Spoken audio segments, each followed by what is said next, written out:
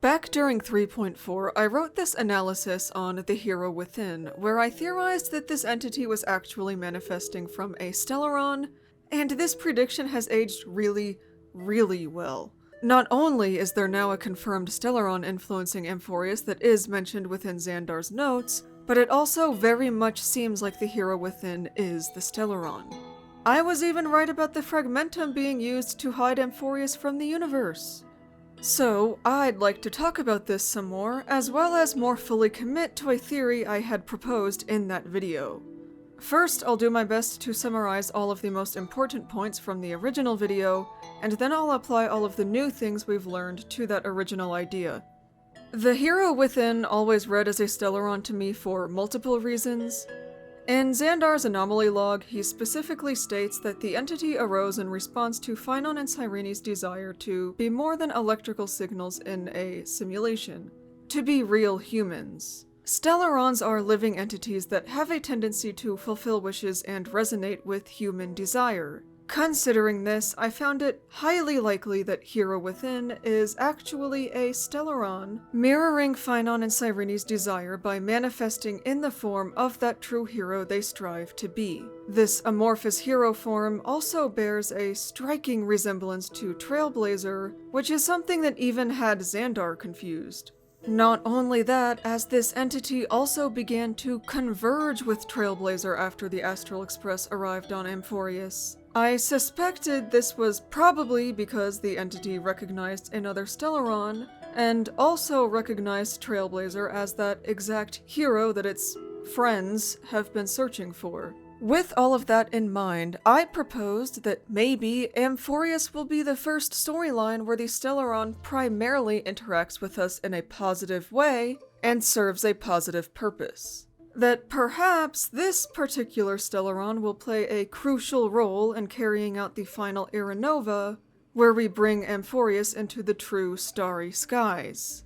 At the time I originally wrote all of this, I was rather latched on to mentions of the Gem of All Worlds that Cypher had stolen from Dawncloud, because of how it kind of combines the Cancer of All Worlds title given to Stellarons, and the database description that calls them resplendent and mesmerizing gems.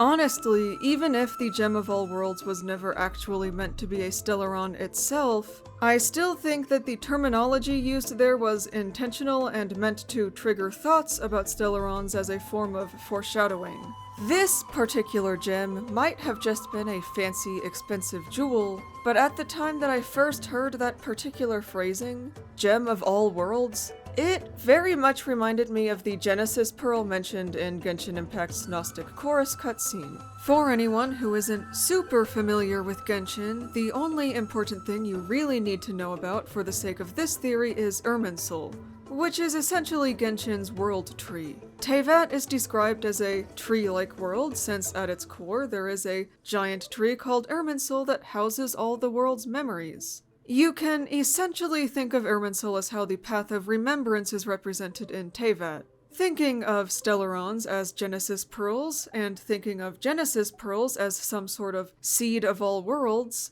I essentially theorized about using a Stellaron to plant a new tree of memory that could house Amphoreus' memories instead of the scepter. With the Stellaron as the seed, and as I've written as the nurturing memories, I think we are going to utilize the Path of Remembrance and a Stellaron to manifest Amphoreus into the true starry skies as a planet with a tree at its core just like Teyvat. And I think this is exactly what Anax's ultimate animation is supposed to be. This theory makes a lot of sense to me when you consider all of the similarities between Amphoreus and Teyvat.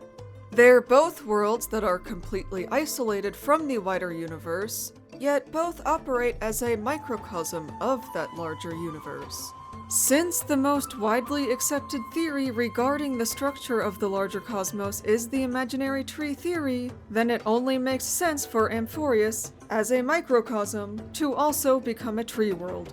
I don't make the rules. There are also mentions in a Xianzhou readable about a legion of wing weavers that have been searching for a Stellaron to revive their home planet. And their home planet is a tree-like world called Moldrasil. It's all been adding up far too well, really. Oh yeah, it's all coming together. Imagine this all really goes down the way I've theorized, and Anaxa's ultimate was just a spoiler all along. They just wanted you to assume it's the Cosmos Tree, and it's all simply a part of his Odin shtick. But instead, it's always where the story's been heading. Even if I end up being a bit off on the whole world tree thing, there's still a lot of compelling evidence in the 3.6 story insinuating that the Stellaron is going to be really important when it comes to actualizing Amphoreus as a real planet. To get deeper into this, we need to talk about the Great Tomb of the Nameless Titan. This tomb is described as an abandoned kernel layer that manifested due to the influence of the Remembrance. It was created upon Fuli's first gaze at Amphoreus. So not when Fuli gazed at Trailblazer, but when Phynon and Cyrene's actions drew their gaze upon Amphoreus because they deleted the time track for the sake of creating the eternal recurrence. Every time Cyrene was killed during a cycle, her soul would manifest down here, where countless iterations of her diligently carried out the job of the Remembrance, endlessly logging the memories chronicled through As I've Written into a massive database, ensuring no cycle would be forgotten. As we travel through the Great Tomb and observe all of these ripples of past reverie, Cyrene keeps talking to someone that we can't see. Presumably this is her hero within, something that is even directly mentioned by Dan Heng. It's assumed that whatever entity she is speaking to lies within the deepest chamber of the tomb, the Demiurge Matrix, the domain of the nameless 13th Titan. However, upon arriving at this final chamber, we find only the usual cold technology, a wall mural, and Evernight waiting for us. No other entity seems to be present. According to Evernight, Fuli sided with the destruction and planned to take advantage of the fall of the erudition in order to absorb that path into the Remembrance. Kind of like what happened with Jipe and Enna. The circumstances are a bit different, but the end result is still ultimately the merging of two paths. Cyrene had been instilled with false hope, and all of those efforts that went towards preserving those memories had been futile, because supposedly, no one had ever been on the receiving end. Meanwhile, somewhere in the exomyth, Anaxa is learning more about the 13th Titan, or the Demiurge, from Xandar, who explains that the Demiurge was never actually real. Technically, this Demiurge entity would be Iron Tomb. However, since he feared losing control of yet another one of his creations, Xandar snuffed out its life and capability of cognizant thought. The Scepter must still believe the 13th Titan exists for the experiment to function, but this way that authority is occupied by an empty-headed puppet. But is this really the case? Is there really no sentient Demiurge? Is this Matrix really just an empty room and a lie? Because if that were the case, just what the hell was Cyrene talking to? Who's been accepting all of those memories? Evernight also describes the Demiurge as the first new spore. If all other new spores were supposed to have emerged from the 13th Titan, then how could there be no 13th Titan? The new spores have to have come from somewhere. Iron Tomb may be a headless, thoughtless puppet, but some sort of entity seems to have taken on this empty role whether Xandar wanted it to or not. I wonder if Xandar was even as successful in erasing the Demiurge as he thought he was? Because I'm thinking those processing errors Cyrene kept running into were happening because this entity that was supposed to have been excluded from the extrapolations isn't actually being excluded from the extrapolations. So I can only assume that the Heart of Amphoreus is actually a Stellaron, and that Stellaron's sentience is filling the role that Xandar tried to erase. Not only that, but it's also filling the empty lie Fuli left behind, by giving Cyrene hope and accepting all of those memories. Something else worth mentioning is how the Stellaron tends to come up in conjunction with this supposedly non-existent Demiurge.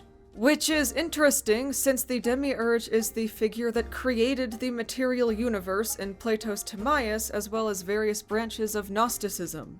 Though, while Timaeus generally describes the Demiurge as a positive figure, Gnosticism tends to view them in a negative light. I'd also like to bring attention to something Anaxa says.